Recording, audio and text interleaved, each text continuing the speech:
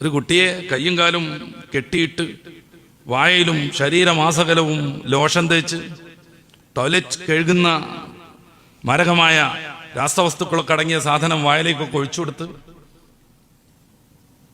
അവരുടെ മാത്സ് പഠിക്കാനുള്ള ബോക്സിൽ നിന്നുള്ള ആ ഒരു സാധനം ഡിവൈഡർ, ആ സാധനം കൊണ്ട് 11 ഇടത്താണ് ഇങ്ങനെ കുത്തുന്നത്. നമുക്ക് കണ്ണ് പൊത്തേണ്ടി വരും ആ സാധനം കാണുകയാണെങ്കിൽ. 11 ഇടത്ത് കുത്തിയിട്ട് അതിൻ്റെ ആ മുന മുഴുവൻ താഴ്ത്താണ്. എന്നിട്ട് ആ താഴ്ത്തിയ സ്ഥലത്ത് ഞെക്കിയിട്ട് ഇങ്ങനെ ചോര പൊടിപ്പിക്കുകയാണ്. ഈ സാധനം കുത്തി താഴ്ത്തിയിട്ട് ഇങ്ങനെ റൗണ്ടിൽ വട്ടം വരയ്ക്കുകയാണ്. ജീവനുള്ള ഒരു കുട്ടിയുടെ പുറത്ത്, ശരീരത്തിൽ, അവന്റെ റീപ്രൊഡക്ഷൻ മേഖലകളിൽ, അവൻ മൂത്രമൊഴിക്കുന്ന ഭാഗത്ത് എക്സസൈസ് ചെയ്യുന്ന ഡമ്പൽ എടുത്തു വെക്കുകയാണ്. 1 അല്ല 2 മേലെ മേലെ ചേർത്തിട്ട്. ഇതിനാണ് റാഗിങ് എന്ന് പറയുന്നത്. ഇത് തന്നെ പോലെയുള്ള ഒരു ജീവിയാണെന്നും വിദ്യാർത്ഥിയാണെന്നും അവനെ എങ്ങനെ വേണം നാം പരിഗണിക്കേണ്ടത് എന്നും പഠിപ്പിക്കാത്ത കാലത്തോളം ഇതങ്ങനെ തന്നെ തുടരും.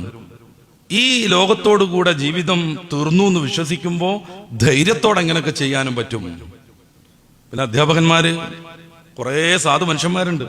നന്നാണെന്ന് വിചാരിച്ചിട്ട് യാതൊരു കാര്യമില്ല. അവർക്ക് പ്രവർത്തിക്കാൻ പറ്റൂല, വഴക്കറാൻ പറ്റൂല, വടിയെടുക്കാൻ പറ്റൂല, പുറത്തേക്ക് ഇറക്കി നിർത്താൻ കഴിയില്ല.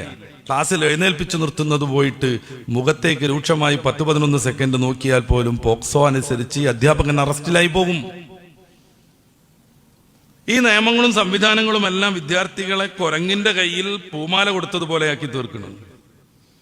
എന്നിട്ട് അവർ സീനിയർമാർ തുടങ്ങിയിട്ട് അങ്ങനെ താഴെയുള്ള ആളുകളെ കഠിനമായി പീഡിപ്പിച്ചുകൊണ്ടിരിക്കുന്നു. അത് ആസ്വദിക്കുന്നു. സാഡിസം എന്നാണ് ഇതിനൊക്കെ പറയാം. ഒരാളെ വേദനിപ്പിച്ച വേദനയിൽ നിന്ന് ആനന്ദം കണ്ടെത്തുന്നതിന് സാഡിസം എന്നാണ് പറയാം. വിദ്യാർത്ഥികൾ ഏറ്റവും വലിയ സാഡിസ്റ്റുകളായി മാറുന്നു. രാജ്യത്തെ പുനർനിർമ്മിക്കേണ്ടവരാണ് അവർ. ഈ രാജ്യത്തിന്റെ എല്ലാ കാര്യങ്ങളിലും മുന്നോട്ട് പോകേണ്ടവർ. പക്ഷെ അതിന് പറ്റും നമുക്കൊരിക്കലും തോന്നുന്നില്ല. ഇന്നത്തെ യുവാക്കളെ കുറിച്ച് പഠിക്കുമ്പോൾ, നമ്മൾ റാഗിങ്ങിനെ കുറിച്ച് പറയുമ്പോൾ പ്രാധാന്യത്തോടുകൂടി പറയേണ്ട ഒരു സംഗതിയാണിത്. ഈ സമയം MC സ്ക്വയർ, അപേക്ഷികതാ സിദ്ധാന്തം കെട്ടിമറിഞ്ഞ് നമ്മൾ കുട്ടികളെ പഠിപ്പിക്കും. അതിനേക്കാൾ ബുദ്ധിമുട്ടാണ് ക്വാണ്ടം ഫിസിക്സ് പഠിപ്പിക്കും നമ്മൾ. അങ്ങനെയുള്ള ശാസ്ത്രത്തിന്റെ എല്ലാ സംഗതികളും പഠിപ്പിക്കും. പക്ഷേ ഒരു കുട്ടിയുടെ ജീവിതത്തെ ധാർമ്മികമായി മുന്നോട്ട് കൊണ്ടുപോകേണ്ട ഒരു കാര്യവും നമ്മുടെ സിലബസിൽ വരൂല. ഒരു കാര്യവും വരൂല. അപ്പൊ വെറും ബുദ്ധിമാന്മാരായി ചെകുത്താന്മാരായി മാറും അവർ. ഇതെന്റെ പ്രയോഗമല്ല, സർ ആദർശ് വെല്ലസ്ലിയുടെ പ്രയോഗമാണ്.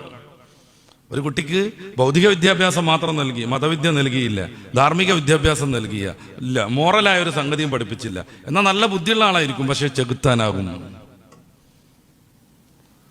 വിദ്യാഭ്യാസത്തിന്റെ ഇടക്കിടക്ക് വെച്ച് ആരാണ് മനുഷ്യനെന്ന് പഠിപ്പിക്കണം, മനുഷ്യന്റെ മൗലികമായ ലക്ഷ്യം എന്താണെന്ന് പഠിപ്പിക്കണം, ആരാണ് സഹപാഠി എന്ന് പഠിപ്പിക്കണം, അയൽവാസി ആരാണെന്ന് പഠിപ്പിക്കണം, മാതാവിനോടും പിതാവിനോടുള്ള ബന്ധം എങ്ങനെയാവണമെന്ന് പഠിപ്പിക്കണം.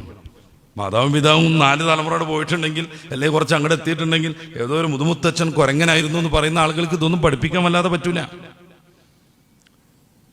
അതല്ലെങ്കിൽ ഈ ജീവിതം മാത്രമാണ് മനുഷ്യനുള്ളത്, അതിൻ്റെ അപ്പുറമുള്ള ഒരു ജീവിതത്തെക്കുറിച്ച് ചിന്തിക്കുന്നത് പോലും അപഹാസ്യമാണെന്ന് പറഞ്ഞു നടക്കുന്നവർക്കിടയിൽ നാളെക്കുറിച്ചുള്ള അന്വേഷണങ്ങളോ പഠനങ്ങൾക്കോ ഒരു പ്രസക്തിയില്ല. അതുകൊണ്ട് ഇവിടെ എന്തൊക്കെ കാണിക്കാൻ പറ്റും, അതിന് രാഷ്ട്രീയപരമായ സ്വാധീനം ഉണ്ടാവും, സാമ്പത്തികമായ സ്വാധീനം ഉണ്ടാവും. ഞാൻ എന്ത് ചെയ്താലും അതൊക്കെ വെച്ച് എനിക്ക് ഊരി രക്ഷപ്പെടാൻ പറ്റും എന്ന് വിദ്യാർത്ഥികൾക്ക് തോന്നിത്തുടങ്ങിയാൽ പിന്നെ അവരെ പിടിച്ചാൽ കിട്ടൂല.